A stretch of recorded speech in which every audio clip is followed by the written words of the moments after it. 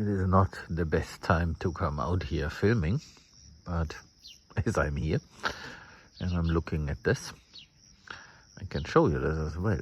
So you see where the wobblers irrigate, and that is where all that green stuff is now coming up.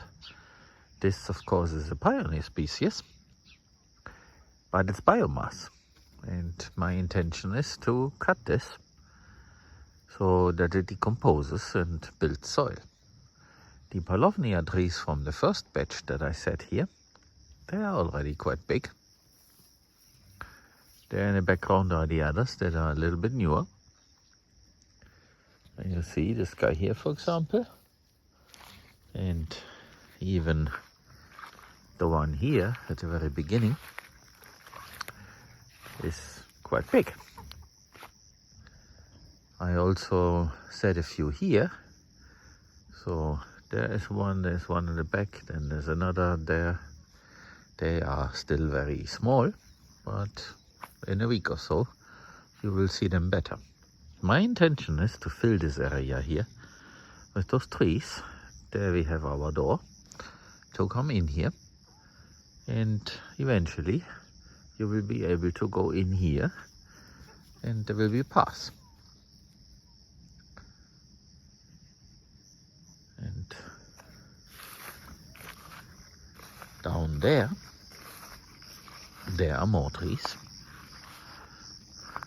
You can see them there. They kind of are highlighted in this low light condition. Looks quite nice here on that phone. So this is working out. What I should also mention is I have been thinking, and I will do this, but it might not be ready in time to actually set some trees, but we will see. So the idea is that I have these wobblers there, and instead of using wobblers, I want to put a drip irrigation line and then a meter in that direction, another drip irrigation line all the way to the back, so that I can irrigate just trees. And every 3 meters, I put one of these guys. So there's a line here and a line there, and I have 2 mini sprinklers on both sides, so that if one fails, the tree still gets water. A little bit less, of course, but this is a little bit a redundancy. And then I have a line of trees in that way. And once they are big enough, I can then fill the space in between and put a wobbler there, so that I have an area irrigation by using the wobblers.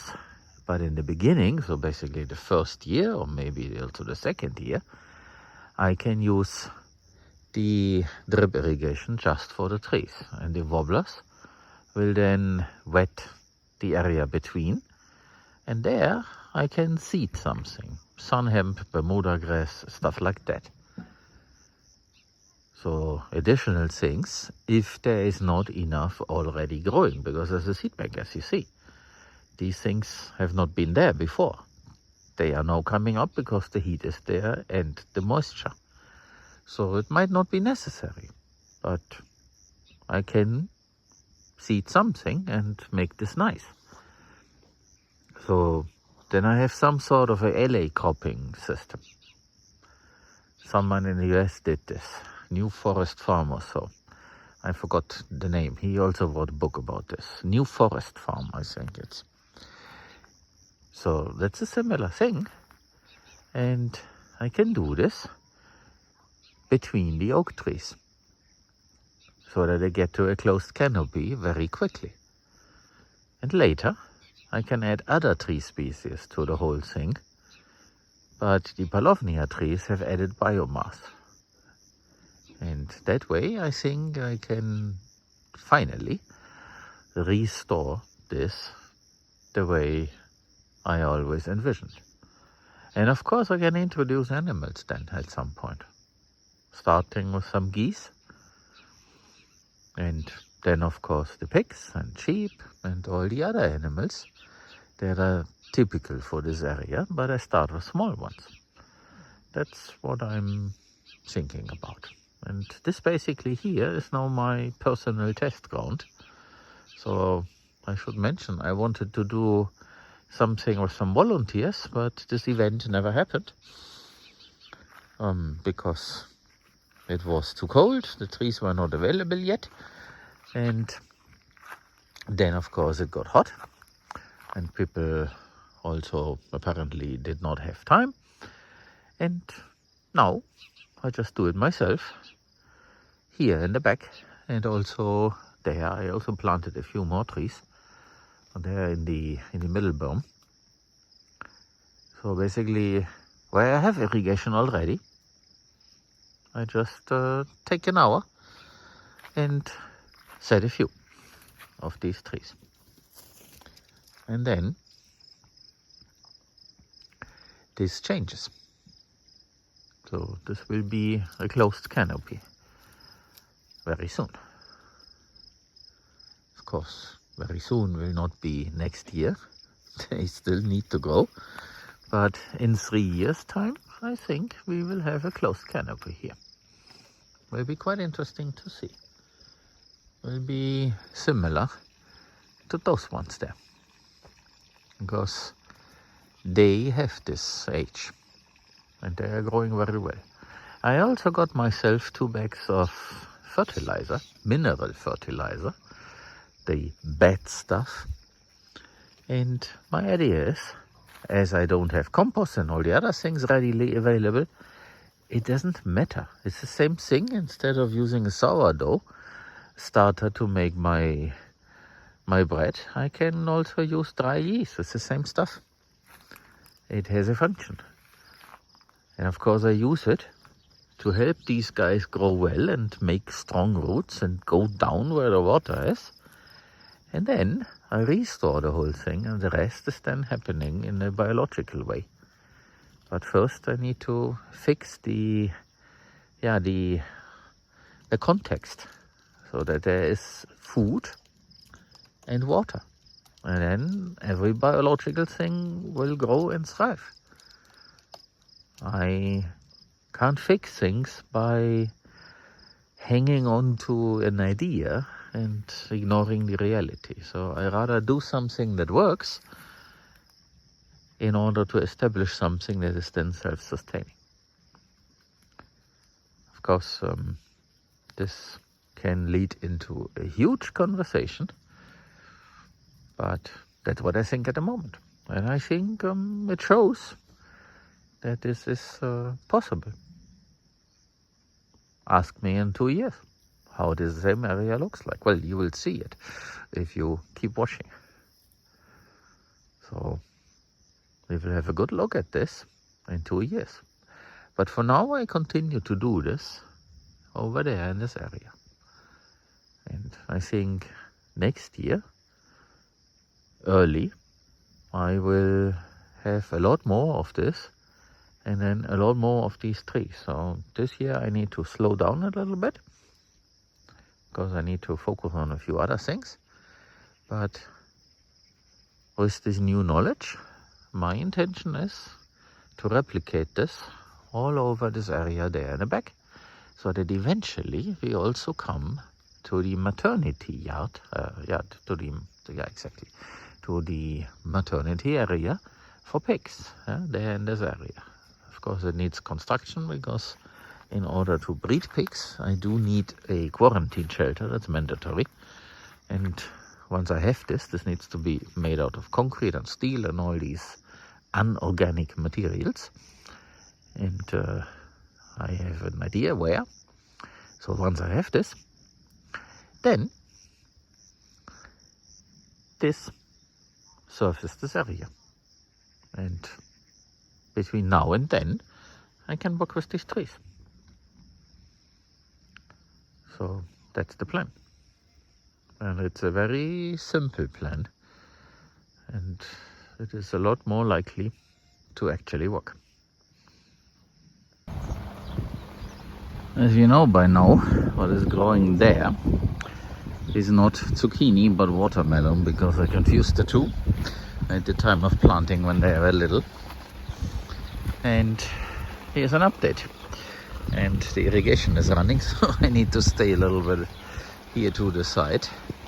You see that there is some other stuff growing, and if this were zucchini, I think this would have been suppressed.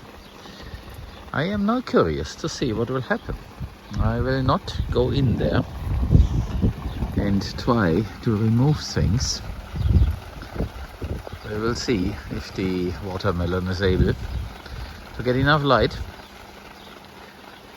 It is going out here, so we will have some watermelon, and it's an experiment after all. So the Bermuda grass would not be the problem. It's the other stuff that is taller. Of course, this is all pioneer species, and they do what they have to do. So you have to manage the natural succession, I guess. But I'm learning, and I wonder, of course I can aggressively remove things that I don't want. That's the easiest way. But I wonder if there is something more to it. And I'll step back a bit. So here, this was very small at the beginning of the year, and now it is very, very, very tall. So if I step even further back, you can appreciate the size of this. It's quite impressive. And as I'm optimizing a little bit the irrigation here, I removed the need for the big pump, by the way, but I have to wait until the 2, or actually 3 sectors now come into the schedule, and then I can tell you. But what I was wondering is, you see that sprinkler there, that wobbler, and it is basically blowing against the leaves, and the next one also there to the left. So I'm wondering if it's now time to remove some of the lower branches so that the water gets in there. I think that's what I should do. So if I go to the other side, you can see how far it does not come. So here on the other side we are completely shielded from the water. The tree gets water, of course, but the things here, this will stay dry, and before this got wet too. So that is the effect of all these branches at the bottom. And it's quite impressive how this tree behaves. This is a mix of Paulownia elongata and others. And elongata is supposed to grow tall, go up and up and up. But I think if left to its own devices, it will have all these lower branches. So I guess I start cutting some of them away so that this whole thing below gets more light and moisture, and the moisture from the irrigation also blows through here, and the tree can continue growing up there. And of course the branches will be biomass, so I will place them down there. I just made a quick pause from my thinking work and switched to manual labor. You see here the Paulownia trees. Those there at the fence are from the first batch, and these here are from the second batch. And I took advantage of the pioneer species and did some chop and drop. It is very impressive how quickly these Paulownia trees start growing, and some of them are really, really tall already, even if this is the second batch. So they are weeks old, and you can see how nicely they look, and they are 4 weeks older. Of course they get plenty of moisture, and this is an area where we used straw, and horses were here, and the whole place had enough rest, so the soil certainly is a lot better here. And the seed bank has opened, because there is some moisture. So that is a very positive start for this area here. I don't intend to cut away a lot here, because after all, this is in between, and there is the old wood that should decay, so I expect some fungi later on. And as I mentioned in another video, the plan is to put drip irrigation lines here ahead of time, and I'm not sure if I can manage to plant some Paulownia trees in that area. Maybe. It's a question of timing. So the window definitely closes by mid-August, and maybe I can do this a month before the window closes. The thing is, it depends how warm it is until it gets cold. Yeah? And if it's warm enough and they have time to establish, then they will be in much better shape when autumn comes around. But then it also depends how that autumn is going to be. So it might also be more sensible to not do this and just grow some Paulownia species here. What I can do is I can still install the irrigation, and then I have it prepared and mark the outlets, but I can also hold off on that. And then when spring is there, cut things away here.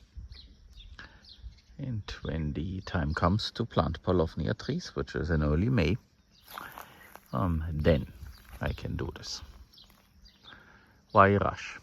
So I planted also some there, and they also have to grow. This area will certainly improve.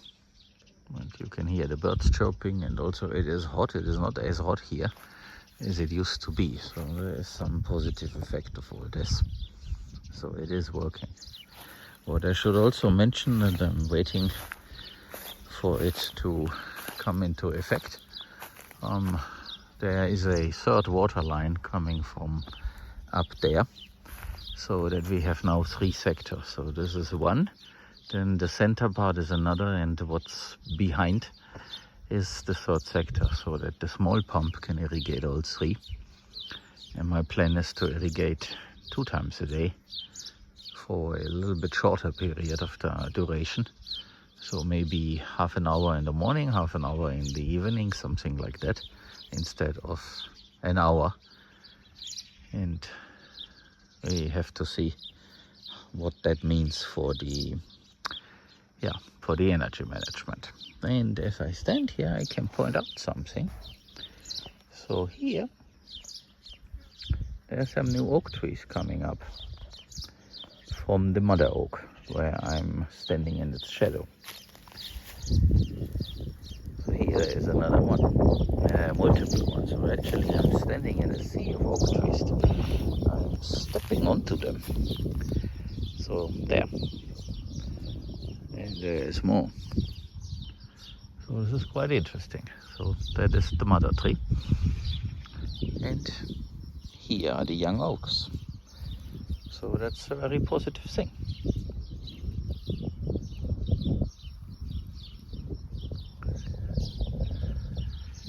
And I think it's a good idea that I am focusing now on the area here behind the house to get this well and nice. After all these trees will be natural air conditioning, and we come here multiple times a day, so it's just perfect, as it should be. And I can mention that I have a tentative plan to install a second irrigation system there next to the chicken coop. So there should be a holding tank and the same type of pump, and then I can irrigate this bee area, the beginning of it, at the same time as I irrigate the farmyard. And that way I can do more irrigation in the same amount of time, basically. given that I have enough electricity. So that would be the place to add some infrastructure there, because it lends itself. It's almost flat, so there would be a concrete slab, then a little box to house the pump, and on the concrete slab there would be the tank.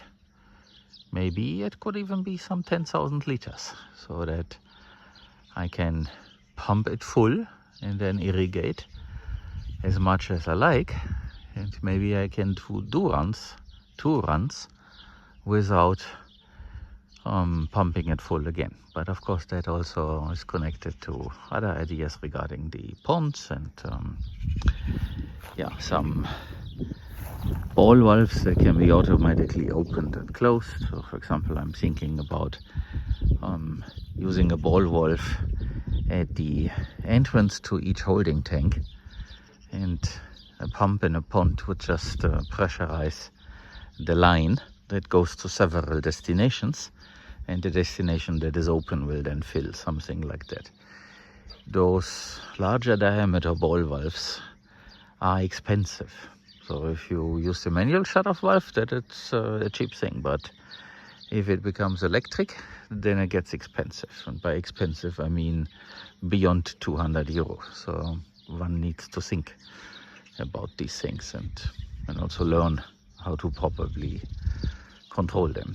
Well, the electrician has to think, basically. But that's a little bit a preview of the future.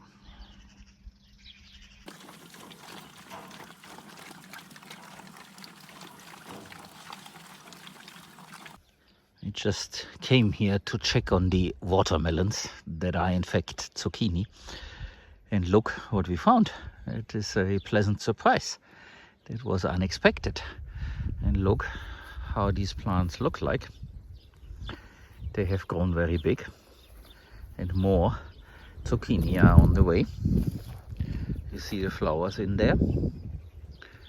And there are also a few zucchini already.